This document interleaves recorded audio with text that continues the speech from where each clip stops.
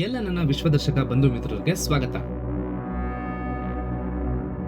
ಒಂದು ಸಣ್ಣ entertainment field ಆಗಿರುವಂತಹ ಸಿನಿಮಾ ಈಗ ಇಷ್ಟು ದೊಡ್ಡದಾಗಿ ಬೆಳೆದಿದೆ. ಮತ್ತೆ ವರ್ಲ್ಡ್ ನಲ್ಲೇ ಸೆಕೆಂಡ್ ಬಿಗ್ಗೆಸ್ಟ್ ಇಂಡಸ್ಟ್ರಿ ಆಗಿ ಎಷ್ಟೊಂದು ಡೆವಲಪ್ಮೆಂಟ್ ಆಗಿರುವಂತಹ ನ್ಯೂ ಟೆಕ್ನಾಲಜೀಸ್ ನೆಲ್ಲ ಇಂಟ್ರೊಡ್ಯೂಸ್ ಮಾಡಿದೆ. ಸಿನಿಮ್ಯಾಟಿಕ್ ಎಕ್ಸ್ಪೀರಿಯನ್ಸ್ ನ ನೆಕ್ಸ್ಟ್ ಲೆವೆಲ್ಗೆ ತಗೊಂಡೋಗಿದ್ದಾರೆ. ಪ್ರತಿ ಸಲ ಹೊಸದು ಬರ್ತಿದ್ದಂಗೆ ಸಿನಿಮಾ ಲವರ್ಸ್ಗೆ ಹಬ್ಬನೇ, ಯಾಕಂದ್ರೆ ಜನ ಅಷ್ಟು ಇನ್ವಾಲ್ವ್ ಆಗಿರ್ತಾರೆ. ಹಾಗಾಗಿ ಈ ವಿಡಿಯೋದಲ್ಲಿ ಫಸ್ಟ್ ಇಂದ ಇಲ್ಲಿವರೆಗೂ ಸಿನಿಮಾ ಇಂಡಸ್ಟ್ರಿನಲ್ಲಿ ಬಂದಂತಹ ಹಲವಾರು ನ್ಯೂ ಫಾರ್ಮ್ಯಾಟ್ಸ್ ಆಗಿರ್ಬೋದು, ಸ್ಟ್ಯಾಂಡರ್ಡ್ಸ್ ಆಗಿರ್ಬೋದು, ಸ್ಕ್ರೀನ್ಸ್ ಆಗಿರ್ಬೋದು, ಅವೆಲ್ಲದರ ಬಗ್ಗೆನೂ ತಿಳ್ಕೊಳ್ಳೋಣ.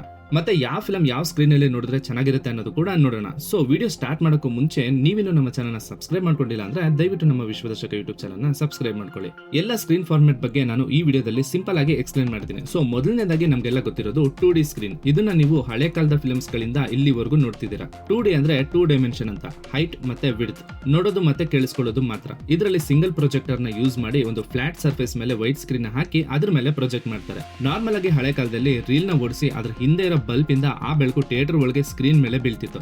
ಈಗ ಒಂದು ಹಾರ್ಡ್ ಡ್ರೈವ್ ಇಂದ ಅಥವಾ ಡೈರೆಕ್ಟ್ ಆಗಿ ಸ್ಯಾಟಲೈಟ್ ಇಂದ ಥಿಯೇಟರ್ ಗೆ ಕಳಿಸ್ತಾರೆ. ಇವನ್ ನಿಮ್ಮ ಟಿವಿ, ಫೋನ್, ಲ್ಯಾಪ್ಟಾಪ್ ಕೂಡ ಸೇಮ್ ಈ ತರ 2D ನಲ್ಲೇ ಇರೋದು. ಇದಕ್ಕೆ ಸ್ಪೀಕರ್ಸ್ ನ ಅಟ್ಯಾಚ್ ಮಾಡಿದಾಗ ನಾವು ಒಂದು ಥಿಯೇಟ್ರಿಕಲ್ ಎಕ್ಸ್ಪೀರಿಯನ್ಸ್ ನ ನೋಡಬಹುದು. 2D ನಲ್ಲಿ ಫಸ್ಟ್ ಬಂದ ಮೂವಿ ರೌಂಡೆ ಗಾರ್ಡನ್ ಸಿನ್ಸ್.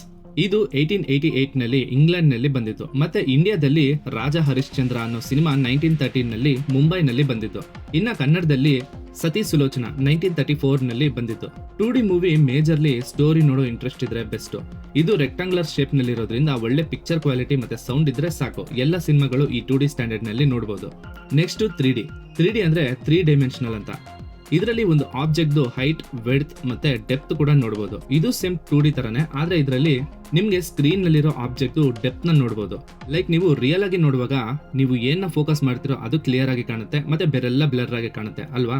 ಹಾಗೆ ಒಂದು ಆಬ್ಜೆಕ್ಟ್ ಮುಂದೆ ಇದೆಯಾ ಇಲ್ಲ ಹಿಂದೆ ಇದೆಯಾ ಅಂತ ಗೊತ್ತಾಗುತ್ತೆ. ಇದನ್ನ ಶೂಟ್ ಮಾಡಕ್ಕೆ ಫಿಲ್ಮ್ ಮೇಕರ್ಸ್ 2 ಕ್ಯಾಮ್ರಾನ ಯೂಸ್ ಮಾಡ್ತಾರೆ. ಆದ್ರೆ ಕೆಲವೊಂದು ಡೈರೆಕ್ಟರ್ಸ್ 2D ನಲ್ಲೇ ಶೂಟ್ ಮಾಡಿ ಆಮೇಲೆ ಎಡಿಟಿಂಗ್ ನಲ್ಲಿ 3D ಆಗಿ ಕನ್ವರ್ಟ್ ಮಾಡ್ತಾರೆ. ಈ ತರ ಮಾಡಿರೋದು ಅಷ್ಟು ಎಫೆಕ್ಟಿವ್ ಆಗಿ ಇರಲ್ಲ. ಅಂಡ್ ಈ ತರ ಫಿಲ್ಮ್ಸ್ ನ ನೋಡಕ್ಕೆ ಒಂದು ಗ್ಲಾಸಸ್ ನ ಕೊಡ್ತಾರೆ, ಅವಾಗ ಮಾತ್ರ ಚೆನ್ನಾಗಿ ಕಾಣೋದು, ಇಲ್ಲ ಫುಲ್ ಸ್ಕ್ರೀನ್ ಡಬಲ್ ಆಗಿ ಕಾಣುತ್ತೆ. 3D ನಲ್ಲಿ ಫಸ್ಟ್ ಬಂದಂತ movie the power of love. ಅದು 1922 ನಲ್ಲಿ USA ನಲ್ಲಿ ಬಂದಿತ್ತು. ಮತ್ತೆ ಇಂಡಿಯಾದಲ್ಲಿ ಮೈ ಡಿಯರ್ ಕುಟ್ಟಿ ಚಟ್ಟನ್ ಮೂವಿ 1984 ನಲ್ಲಿ ಕೇರಳದಲ್ಲಿ ಬಂತು. ಇನ್ನ ಕನ್ನಡದಲ್ಲಿ ಫಸ್ಟ್ 3D ಫಿಲ್ಮ್ ಮಾಡಿದ್ದು ಉಪೇಂದ್ರ ಅವರ. ಅದು 2012 ನಲ್ಲಿ ಬಂದ ಕಟಾರಿ ವೀರ ಸುರಸುಂದರಂಗಿ. ಇದನ್ನ ಒಳ್ಳೆ ವಿಜುವಲ್ ಎಫೆಕ್ಟ್ಸ್ ಗಾಗಿ ಇಂಟ್ರೊಡ್ಯೂಸ್ ಮಾಡಿದ್ದು. ಒಂದು ಸಿನಿಮಾ ನೋಡೋದ್ ಮಾತ್ರ ಅಲ್ಲ, ನೀವೇ ಅಲ್ಲಿ ಜೀವಿಸಿರೋ ಫೀಲ್ ಬರಬೇಕು ಅಂತ. ಈ 3D ನಲ್ಲಿ ಯಾವ ಫಿಲ್ಮ್ ಬೆಸ್ಟ್ ಅಂದ್ರೆ ಯಾವ್ದೆಲ್ಲ ಹೈ ವಿಜುವಲ್ ಗ್ರಾಫಿಕ್ಸ್ ಇರುತ್ತೋ, like avatar, Jurassic park, Avengers, ಈ ತರದ್ದು ನೋಡಿದ್ರೆ ಬೆಸ್ಟ್ ಫೀಲ್ ಇರುತ್ತೆ. ಅಂಡ್ 3D ಸ್ಕ್ರೀನ್ ಗಳು ಈಗ ಎಲ್ಲಾ ಕಡೆನೂ ಇದೆ. ಆದ್ರೆ ಇದರಲ್ಲಿ ನಾರ್ಮಲ್ ಆಗಿ ಐಸೈಟ್ ಇಂದ ಸ್ಪೆಕ್ಸ್ ಹಾಕೊಳ್ಳೋರ್ಗೆ ಸ್ವಲ್ಪ ಅನ್ಕಂಫರ್ಟಬಲ್ ಆಗಿ ಇರುತ್ತೆ. Next 4DX. ಇದ್ರ ಬಗ್ಗೆ ತಿಳ್ಕೋಬೇಕು ಅಂದ್ರೆ ನಾವು 4th ಡೈಮೆನ್ಷನ್ ಬಗ್ಗೆ ತಿಳ್ಕೋಬೇಕು. ಅದೇನಂದ್ರೆ ಯಾವ್ದನ್ನ ನಾವು ಫಿಸಿಕಲ್ ಆಗಿ ಫೀಲ್ ಆಗ್ತೀವೋ ಅದನ್ನ 4th ಡೈಮೆನ್ಷನ್ ಕೆಳಗೆ ಕನ್ಸಿಡರ್ ಮಾಡ್ತಾರೆ. ಅಂದ್ರೆ ಲೈಕ್ ನೋಡೋದು, ಕೇಳಿಸ್ಕೊಳೋದು ಮಾತ್ರ ಅಲ್ಲ, ನಿಮ್ಮ ಬಾಡಿ ಕೂಡ ಆ ಒಂದು ಎನ್ವಿರಾನ್ಮೆಂಟ್ ನ ಫೀಲ್ ಆಗುತ್ತೆ. ಅದೇ 4DX. ಇದರಲ್ಲಿ ನಿಮ್ಗೆ ನಾರ್ಮಲ್ ಆಗಿ ಸ್ಕ್ರೀನ್ ಇರುತ್ತೆ, ಸೌಂಡ್ಸ್ ಇರುತ್ತೆ, ಆದ್ರೆ ಅದ್ರ ಜೊತೆ ನಿಮ್ಗೆ ಆ ಫಿಲ್ಮ್ ಒಳಗೆ ಏನೇನಾಗುತ್ತೋ ಅದೆಲ್ಲ ಫಿಸಿಕಲ್ ಆಗಿ ಫೀಲ್ ಆಗುತ್ತೆ. ಲೈಕ್ ಅಲ್ಲಿ ಯಾರಾದ್ರೂ ಗಾಡಿ ಓಡಿಸ್ತಿದ್ರೆ ನಿಮ್ ಸೀಟ್ ಕೂಡ ಶೇಕ್ ಆಗ್ತಾ ನೀವು ಗಾಡಿನಲ್ಲಿ ಹೋಗ್ತಿರೋ ತರ ಫೀಲ್ ಕೊಡುತ್ತೆ. ಮತ್ತೆ ಫಿಲ್ಮ್ ನಲ್ಲಿ ಏನಾದ್ರೂ ನೀರ್ ಬಿದ್ರೆ ನಿಮ್ಗೂ ವಾಟರ್ ಸ್ಪ್ರೇ ಬೀಳುತ್ತೆ. ಹಾಗೆ ಸ್ಮೆಲ್ ಕೂಡ. ಇವೆಲ್ಲ ನೀವು ಫಿಸಿಕಲ್ ಆಗಿ ಫೀಲ್ ಮಾಡೋದ್ರಿಂದ ಅದನ್ನ 4DX ಅಂತಾರೆ. ಇದರಲ್ಲಿ ಸಿನಿಮಾದವರು ಏನು ಮಾಡೋದಿಲ್ಲ, ಎಲ್ಲ ಥಿಯೇಟರ್ ಅವರೇ ಅವರ ಸ್ಕ್ರೀನ್ ಟೈಮ್ಗೆ ತಕ್ಕಾಗೆ ಅಡ್ಜಸ್ಟ್ ಮಾಡ್ಕೋತಾರೆ. ಎಲ್ಲಿ ಏನ್ ಎಫೆಕ್ಟ್ ಬೇಕೋ ಅದನ್ನ ಆಲ್ರೆಡಿ ಸೆಟ್ ಮಾಡಿ ಇಟ್ಟಿರ್ತಾರೆ. ಈ 4DX ನಲ್ಲಿ ನೀವು ಗಾಡ್ಜಿಲ್ಲಾ, ಫಾಸ್ಟ್ ಅಂಡ್ ಫ್ಯೂರಿಯಸ್ ಮತ್ತೆ ಅಕ್ವಾಮ್ಯಾನ್ ಅಂತಹ ಮೂವೀಸ್ ನ ನೋಡಿದ್ರೆ ಬೆಸ್ಟ್ ಫೀಲ್ ಇರುತ್ತೆ. ಮತ್ತೆ 4DX ನಲ್ಲಿ ಬಂದ first movie journey to the centre of the earth. ಇದು 2009 ನಲ್ಲಿ ಬಂದಿದ್ದು. ಮತ್ತೆ ಇಂಡಿಯಾದಲ್ಲಿ ಟಕ್ಸ್ ಆಫ್ ಹಿಂದೂಸ್ತಾನ್. ಇದು 2019 ನಲ್ಲಿ ಬಂದಿದ್ದು. ಇನ್ನ ಕನ್ನಡದಲ್ಲಿ ಅಂದ್ರೆ ಅದು ಕಾಂತಾರ ಚಾಪ್ಟರ್ 1. ಇವಾಗ 4DX ಸ್ಕ್ರೀನ್ಸ್ ಇರೋ ಥಿಯೇಟರ್ಗಳು ತುಂಬಾ ಕಡಿಮೆ ಇದೆ. ಇನ್ನ ಮುಂದೆ ತುಂಬಾ ಡೆವಲಪ್ಮೆಂಟ್ ಆದ್ರೆ ಮೋಸ್ಟ್ ಆಫ್ ದಮ್ ಫಿಲ್ಮ್ಸ್ ನ 4DX ನಲ್ಲಿ ನೋಡಕ್ಕೆ ಇಷ್ಟಪಡ್ತಾರೆ. Next screen X. ಇದರಲ್ಲಿ ನೀವು 270 ಡಿಗ್ರಿ ಸ್ಕ್ರೀನ್ ನ ನೋಡಬಹುದು. ಅಂದ್ರೆ ಮುಂದೆ ಮಾತ್ರ ಅಲ್ಲ, ರೈಟ್ ಸೈಡ್ ಮತ್ತೆ ಲೆಫ್ಟ್ ಸೈಡ್ ನಲ್ಲೂ ನೋಡಬಹುದು. ಅಂದ್ರೆ ಟೋಟಲ್ 3 ಸ್ಕ್ರೀನ್ಸ್ ಇರುತ್ತೆ. ಅಂಡ್ ಸೈಡ್ ಸ್ಕ್ರೀನ್ ಗೆ ಸಪರೇಟ್ ಪ್ರೊಜೆಕ್ಟರ್ ಇರುತ್ತೆ. ಈ ಸ್ಕ್ರೀನ್ ಎಕ್ಸ್ ಗೋಸ್ಕರನೇ ಸಪರೇಟ್ ಆಗಿ 3 ಕ್ಯಾಮ್ರಾ ಇಟ್ಟು ಶೂಟ್ ಮಾಡಬೇಕು, ಅವಾಗೆ ಪರ್ಫೆಕ್ಷನ್ ಇರುತ್ತೆ. ಆದ್ರೆ ಮೋಸ್ಟ್ ಆಫ್ ದ ಪ್ರೊಡಕ್ಷನ್ ಅವರು ನಾರ್ಮಲ್ ಫಿಲ್ಮ್ ನೇ ಎಕ್ಸ್ಟೆಂಡ್ ಮಾಡಿ ರಿಲೀಸ್ ಮಾಡ್ತಾರೆ. ಹಾಗಾಗಿ ನಾವು ಸ್ಕ್ರೀನ್ ಎಕ್ಸ್ ನ ಕಂಪ್ಲೀಟ್ ಎಕ್ಸ್ಪೀರಿಯನ್ಸ್ ಮಾಡಕ್ಕೆ ಆಗ್ತಿಲ್ಲ. ಇನ್ನು ನೀವು ಮಿಷನ್ ಇಂಪಾಸಿಬಲ್, F1 ಮತ್ತೆ ಹಾರರ್ ಫಿಲ್ಮ್ಸ್ ನ ಈ ಸ್ಕ್ರೀನ್ ಎಕ್ಸ್ ನಲ್ಲಿ ನೋಡಿದ್ರೆ ಚೆನ್ನಾಗಿರುತ್ತೆ. ಈ ಫಾರ್ಮೆಟ್ ನಲ್ಲಿ ಬಂದ ಫಸ್ಟ್ ಫಿಲ್ಮ್ ದಿ ಎಕ್ಸ್. ಇದು 2013 ನಲ್ಲಿ ಸೌತ್ ಕೊರಿಯಾದಲ್ಲಿ ಬಂತು. ಮತ್ತೆ ಇಂಡಿಯಾದಲ್ಲೇ ಆಗ್ಲಿ ಇಲ್ಲ ನಮ್ಮ ಕರ್ನಾಟಕದಲ್ಲೇ ಆಗ್ಲಿ ಇನ್ನು ಯಾವುದೇ ಸ್ಕ್ರೀನ್ ಎಕ್ಸ್ ಫಾರ್ಮೆಟ್ ನಲ್ಲಿ ಮೂವಿ ಬಂದಿಲ್ಲ. ಯಾಕಂದ್ರೆ ಇದು ಎಷ್ಟೊಂದ್ ಕಡೆ ಇಲ್ಲ. ಈವನ್ ಇಡೀ ಬೆಂಗಳೂರಿನಲ್ಲಿ ಬರೀ ಮಾಲ್ ಆಫ್ ಏಷ್ಯಾದಲ್ಲಿ ಮಾತ್ರ ಸ್ಕ್ರೀನ್ ಎಕ್ಸ್ ಇರೋದು. ಇಲ್ಲಿವರೆಗೂ ನೋಡಿದಿರಾ? ನಿಮ್ಗೇನಾದ್ರೂ ಈ ವಿಡಿಯೋ ಇಷ್ಟ ಆಗಿದ್ರೆ ವಿಡಿಯೋಗೆ ಒಂದು ಲೈಕ್ ಕೊಟ್ಬಿಡಿ. ಮತ್ತೆ ನಾವು ನೆಕ್ಸ್ಟ್ ನೋಡ್ತಿರೋದು ICE ಫಾರ್ಮೆಟ್. ICE ಅಂದ್ರೆ ಇಮರ್ಸಿವ್ ಸಿನಿಮಾ ಎಕ್ಸ್ಪೀರಿಯನ್ಸ್. ಇದ್ರ ಬಗ್ಗೆ ಹೇಳಕ್ಕೆ ಅಷ್ಟೇನಿಲ್ಲ, ಯಾಕಂದ್ರೆ ICE ಮತ್ತೆ ಸ್ಕ್ರೀನ್ ಸಿಮಿಲರ್ ಆಗೇ ಇರುತ್ತೆ. ಆದ್ರೆ ಡಿಫ್ರೆನ್ಸ್ ಏನಂದ್ರೆ ICE ನಲ್ಲಿ ಇರೋ ಸೈಡ್ ಸ್ಕ್ರೀನ್ಸ್ ನಲ್ಲಿ LED ಇರುತ್ತೆ, ಮತ್ತೆ ಅದು ಬರೀ ಫಿಲ್ಮ್ ನಲ್ಲಿ ಇರೋ ಸೀನ್ಸ್ ನ ಮ್ಯಾಚ್ ಆಗೋ ತರ ಎಕ್ಸ್ಟ್ರಾ ಕಲರ್ಸ್ ನ ಪ್ರೊಜೆಕ್ಟ್ ಮಾಡುತ್ತೆ. ಇದನ್ನ ಯಾರು ಜಾಸ್ತಿ ಇಷ್ಟಪಡಲ್ಲ, ಹಾಗಾಗಿ ಇದು ಜಾಸ್ತಿ ಮಲ್ಟಿಪ್ಲೆಕ್ಸ್ ಗಳಲ್ಲಿ ಇನ್ನ ತಂದಿಲ್ಲ. ನೆಕ್ಸ್ಟ್ ಐಮ್ಯಾಕ್ಸ್ ಅಂದ್ರೆ ಇಮೇಜ್ ಮ್ಯಾಕ್ಸಿಮಮ್ ಅಂತ. ಅಂದ್ರೆ ನಾವು ಇವಾಗ ನೋಡ್ತಿರೋದು ನಾರ್ಮಲ್ ರೆಕ್ಟಾಂಗ್ಯುಲರ್ ಶೇಪ್ ನಲ್ಲಿ ಇರುತ್ತೆ, ಆದ್ರೆ ಇದು ಅದಕ್ಕಿಂತ ದೊಡ್ಡದಾಗಿರುತ್ತೆ. ಈ ತರ ಸ್ಕ್ರೀನ್ಸ್ ತುಂಬಾ ಕಡಿಮೆ ಇರೋದು, ಅಂಡ್ ಇದಕ್ಕೆ ಅಂತಾನೆ ಐಮ್ಯಾಕ್ಸ್ ಕ್ಯಾಮ್ರಾ ಸಪರೇಟ್ ಆಗಿ ಬರುತ್ತೆ. ಅದು ಸೇಲ್ ಮಾಡಲ್ಲ, ಜಸ್ಟ್ ಬಾಡಿಗೆಗೆ ತಗೋಬೇಕು.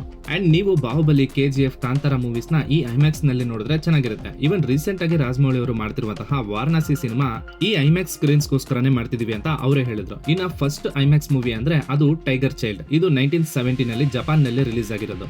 ಮತ್ತೆ ಇಂಡಿಯಾದಲ್ಲಿ ಅಂದ್ರೆ ಧೂಮ್ 3 2013 ನಲ್ಲಿ ರಿಲೀಸ್ ಆಗಿದ್ದು. ಮತ್ತೆ ಕನ್ನಡದಲ್ಲಿ KGF ಚಾಪ್ಟರ್ 2 ನೇ ಫಸ್ಟ್ ಕನ್ನಡ ಐಮ್ಯಾಕ್ಸ್ ಫಾರ್ಮೆಟ್ ನಲ್ಲಿ ಬಂದಂತಹ ಮೂವಿ. ಈವನ್ ಈ ಐಮ್ಯಾಕ್ಸ್ ಸ್ಕ್ರೀನ್ಸ್ ಕೂಡ ಜಾಸ್ತಿ ಕಡೆ ಇಲ್ಲ, ಬೆಂಗಳೂರಿನಲ್ಲೇ ಬರೀ 4-5 ಮಾಲ್ಗಳಲ್ಲಿ ಮಾತ್ರ ಇರೋದು. Next Dolby movie. ಡಾಲ್ಬಿ ಅಂದ್ರೆ ಸೌಂಡ್ ಅಲ್ವಾ, ಸ್ಕ್ರೀನ್ ಅಂತಿದ್ದೀನಿ ಅಂತ ಅನ್ಕೊಂಡ್ರಾ? ಅದೇನಂದ್ರೆ ಇವನ್ ಡಾಲ್ಬಿ ಅವರು ಕೂಡ ತುಂಬಾ ರಿಸರ್ಚ್ ಮಾಡಿ ಡಾಲ್ಬಿ ಸ್ಕ್ರೀನ್ ನ ಇಂಟ್ರೊಡ್ಯೂಸ್ ಮಾಡಿದ್ದಾರೆ. ಇದನ್ನ ನೀವು ಎಕ್ಸ್ಪೀರಿಯನ್ಸ್ ಮಾಡಬೇಕು ಅಂದ್ರೆ south India's first Dolby screen ಇರುವಂತಹ ಸಿಟಿ ಅಂದ್ರೆ ಬೆಂಗಳೂರಿನಲ್ಲೇ ನೋಡಬಹುದು. ಅದು ಎಲ್ಲಿ ಅಂದ್ರೆ ನಮ್ಮ ಮೆಜೆಸ್ಟಿಕ್ ನಲ್ಲಿ ಮಹೇಶ್ ಬಾಬು ಅವರ ಹೊಸ AMB ಮಾಲ್ ನ ಓಪನ್ ಮಾಡಿದ್ದಾರೆ. ಅಲ್ಲಿ ಮಾತ್ರ ನಿಮ್ಗೆ ಈ ಡಾಲ್ಬಿ ಸ್ಕ್ರೀನ್ ನ ಎಕ್ಸ್ಪೀರಿಯನ್ಸ್ ಮಾಡಕ್ಕೆ ಸಾಧ್ಯ. ಡಾಲ್ಬಿನಲ್ಲಿ ನಿಮ್ಗೆ ಬೇರೆ ಯಾವುದೇ ಸ್ಕ್ರೀನ್ ಅಲ್ಲಿ ನೋಡದೇ ಇರೋಷ್ಟು ಕ್ಲಿಯರ್ ಪಿಕ್ಚರ್ ನೋಡ್ತೀರಾ, ಯಾಕಂದ್ರೆ ಇದರಲ್ಲಿ ನಾರ್ಮಲ್ ಗಿಂತ ಜಾಸ್ತಿ ಕಲರ್ಸ್ ನ ಆಡ್ ಮಾಡಿದ್ದಾರೆ. ಸೊ ಪ್ರತಿಯೊಂದು ಕೂಡ ತುಂಬಾ ಪರ್ಫೆಕ್ಟ್ ಆಗಿ ಕಾಣುತ್ತೆ, ಅಂಡ್ ಬ್ರೈಟ್ನೆಸ್ ಕೂಡ ಜಾಸ್ತಿನೇ. ಸೊ ಇದರಲ್ಲಿ ನೀವು ಅವತಾರ್ ಅಂತಹ ವಿಜುವಲ್ ಗ್ರಾಫಿಕ್ಸ್ ಇರುವಂತಹ ಮೂವೀಸ್ ನೋಡಿದ್ರೆ ಚೆನ್ನಾಗಿರುತ್ತೆ. Next dome 360. ಇದು ಜಸ್ಟ್ 360 ಡಿಗ್ರಿ ಫುಲ್ ನಿಮ್ಗೆ ಸ್ಕ್ರೀನ್ ಇರೋದ್ರಿಂದ ನೀವು ಅಲ್ಲೇ ಇರೋ ಫೀಲ್ ಬರುತ್ತೆ. ಇದು ಯಾವುದೇ ಮಲ್ಟಿಪ್ಲೆಕ್ಸ್ ನಲ್ಲಿ ಇರೋದಿಲ್ಲ, ಸಪರೇಟ್ ಆಗಿ ಇರುತ್ತೆ. ಅಂಡ್ ಇದರಲ್ಲಿ ಫಿಲ್ಮ್ ಗಿಂತ ನಾರ್ಮಲ್ ಮೋಷನ್, ನೇಚರ್ ವಿಡಿಯೋಸ್ ನ ಪ್ಲೇ ಮಾಡ್ತಾರೆ. ಮತ್ತೆ ದಿ ಸ್ಪಿಯರ್ ಅಂತ ಲಾಸ್ ವೇಗಸ್ ಲಂಡನ್ ನಲ್ಲಿದೆ. ಇದರಲ್ಲಿ ಒಳಗೆ ಮಾತ್ರ ಅಲ್ಲ, ಹೊರಗೆ ಕೂಡ ಫುಲ್ LED ಇರುತ್ತೆ. MSG ಸ್ಪಿಯರ್ ಇದು ಪ್ರಪಂಚದಲ್ಲಿ ಒಂದೇ ಇರೋದು. ಇದರಲ್ಲಿ ಮಾತ್ರ 16K ರೆಸೊಲ್ಯೂಷನ್ ಸಪೋರ್ಟ್ ಮಾಡೋದು. ಈ ಥಿಯೇಟರ್ ನಲ್ಲಿ ಒಂದೇ ಸಿನಿಮಾನ ಬೇರೆ ಬೇರೆ ಲ್ಯಾಂಗ್ವೇಜ್ ನಲ್ಲಿ ಒಂದೇ ಸಲ ನೋಡಬಹುದು. ಅದು ಹೇಗೆ ಅಂದ್ರೆ ಆಟೋ ನಾಯ್ಸ್ ಕ್ಯಾನ್ಸಲೇಷನ್ ಇಂದ ಒಂದು ವಾಯ್ಸ್ ನ ಇನ್ನೊಂದು ವಾಯ್ಸ್ ಜೊತೆ ಮಿಕ್ಸ್ ಆಗದೆ ಇರೋ ರೀತಿ ಡಿಸೈನ್ ಮಾಡಿದ್ದಾರೆ. ಮತ್ತೆ ನೆಕ್ಸ್ಟ್ ಡ್ರೈವ್ ಇನ್. ನೀವೆಲ್ಲ ಶಿವಾಜಿ ಫಿಲಂ ನೋಡಿದ್ರೆ ಅದರಲ್ಲಿ ಹೀರೋ ಕಾರ್ ನಲ್ಲಿ ಕುತ್ಕೊಂಡು ನೋಡ್ತಾರಲ್ಲ, ಅದೇ ಡ್ರೈವ್ ಇನ್. ಇದು ತುಂಬಾ ಕಡಿಮೆ ಜಾಗದಲ್ಲಿ ಇರೋದು, ಹಾಗಾಗಿ ಇವಾಗ ಯಾರು ಈ ಎಕ್ಸ್ಪೀರಿಯನ್ಸ್ ನ ಫೀಲ್ ಮಾಡೋದು ಕಷ್ಟ. ನೆಕ್ಸ್ಟ್ VR ಅಂದ್ರೆ ವರ್ಚುವಲ್ ರಿಯಾಲಿಟಿ. ಇದನ್ನ ಥಿಯೇಟರ್ ನಲ್ಲಿ ಇನ್ನ ಇಂಟ್ರೊಡ್ಯೂಸ್ ಮಾಡಿಲ್ಲ, ಆದ್ರೆ ಫೋನ್ ನಲ್ಲಿ VR ಡಿವೈಸ್ ನ ಹೆಲ್ಪ್ ಇಂದ ನೀವು VR ನಲ್ಲಿ ರಿಲೀಸ್ ಆದ ಸಿನಿಮಾನ ನೋಡಬಹುದು. ಬಾಹುಬಲಿ 2 ನ ಈ VR ಎಕ್ಸ್ಪೀರಿಯನ್ಸ್ ಗೆ ಮಾಡೋಣ ಅಂತ ಅನ್ಕೊಂಡ್ರು, ಆದ್ರೆ ಕಾರಣಾಂತರಗಳಿಂದ ಅದು ಆಗಿಲ್ಲ. ಯಾಕಂದ್ರೆ ಇನ್ನ ಆ ಫಾರ್ಮ್ಯಾಟ್ ಗೆ ಸಪೋರ್ಟ್ ಮಾಡುವಂತ ಟೆಕ್ನಾಲಜೀಸ್ ಬಂದಿಲ್ಲ. ಅಂಡ್ ಡೋಮ್ ಸ್ಪಿಯರ್ ಮತ್ತೆ VR ಗೆ ಏನ್ ದೊಡ್ಡ ಡಿಫರೆನ್ಸ್ ಇರೋದಿಲ್ಲ. ಒಂದು ವಿತ್ ಡಿವೈಸ್, ಇನ್ನೊಂದು ವಿತೌಟ್ ಡಿವೈಸ್. ಆದ್ರೆ ಒಂದರಲ್ಲಿ ಮೂವ್ ಆಗ್ಬೋದು, ಇನ್ನೊಂದರಲ್ಲಿ ಮೂವ್ ಆಗಕ್ಕಾಗಲ್ಲ ಅಷ್ಟೇ. ಮತ್ತೆ ಇದರಲ್ಲಿ ಫಸ್ಟ್ ಫಿಲ್ಮ್ ಯಾವ್ದು ರಿಲೀಸ್ ಆಗಿರೋದು ಅನ್ನೋದಕ್ಕೆ ಯಾವುದೇ ಕರೆಕ್ಟ್ ಆನ್ಸರ್ ಇಲ್ಲ. ಅಂಡ್ ಇಂಡಿಯಾ ಮತ್ತೆ ಕರ್ನಾಟಕದಲ್ಲಿ ಇನ್ನೂ ಬಂದಿಲ್ಲ ಅನ್ನೋದು ಮಾತ್ರ ಗೊತ್ತು. ಮತ್ತೆ ನೀವು ಯಾವುದೇ ಫಿಲ್ಮ್ ನೋಡ್ಬೇಕಿದ್ರು ಲೈಕ್ ಐಮ್ಯಾಕ್ಸ್, ಸ್ಕ್ರೀನ್ಎಕ್ಸ್, 3D ಯಾವುದೇ ಆಗಿರ್ಲಿ, ನಿಮ್ಮ ಸೀಟು ಸೆಂಟರ್ ನಲ್ಲಿ ಇದ್ರೆ ನಿಮ್ಮ ಮೂವಿ ಎಕ್ಸ್ಪೀರಿಯನ್ಸ್ ಸೂಪರ್ ಆಗಿರುತ್ತೆ. ಸೊ ನಿಮ್ಗೆ ಎಲ್ಲಾ ಸ್ಕ್ರೀನ್ ಫಾರ್ಮ್ಯಾಟ್ ಮತ್ತೆ ಸ್ಟ್ಯಾಂಡರ್ಡ್ ಬಗ್ಗೆ ಕ್ಲಿಯರ್ ಆಗಿ ಎಕ್ಸ್ಪ್ಲೇನ್ ಮಾಡಿದೀನಿ ಅನ್ಕೊಂಡಿದೀನಿ. ಮತ್ತೆ ನಿಮ್ಗೆ ಬೇರೆ ಯಾವ ವಿಷಯದ ಮೇಲೆ ವಿಡಿಯೋ ಬೇಕು ಅಂತ ಕಮೆಂಟ್ ಮಾಡಿ, ಆದಷ್ಟು ಮಾಡಕ್ಕೆ ಪ್ರಯತ್ನ ಪಡ್ತೀನಿ. ಸೊ ಇದಾಗಿತ್ತು ಇವತ್ತಿನ ವಿಡಿಯೋ. ಮುಂದಿನ ವಿಡಿಯೋದಲ್ಲಿ ಸಿಗೋಣ. ಅಲ್ಲಿವರೆಗೂ ಜೋಪಾನ.